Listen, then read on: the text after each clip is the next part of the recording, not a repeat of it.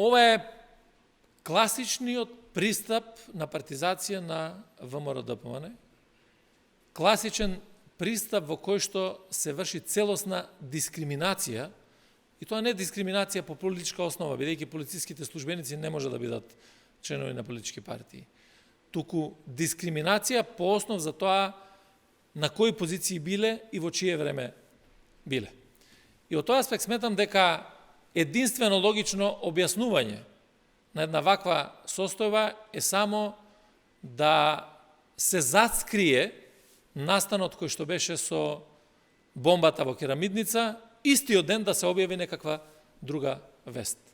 Апсолутно сметам дека е недозволено да овие луѓе бидат понижени, иако до сега не биле ниту казнувани, ниту дисциплински гонети. Сите се со сертификати. Некои од нив имаат и НАТО сертификати. И сосема совесно, честно и одговорно ја вршеле својата работа. И затоа сметам дека е недопустиво да на ваков начин се врши таков притисок и сејање на стравка и сите вработени во Министерството за внатрешни работи преку ваквите случаи. Ке направам само споредба.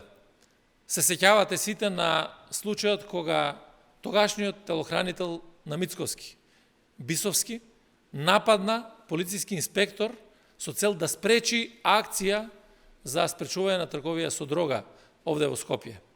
Сакам да кажам дека за истиот тој полициски службеник, иако беше поднесена кривична пријава, иако има снимка на очите на цела македонска јавност дека напаѓа полициски службеник, истиот министер него го ослободува од било каква дисциплинска одговорност, а на тој начин му овозможува да биде унапреден и да биде дел од најелитната единица, а тоа е специјалната антитерористичка единица Тигар.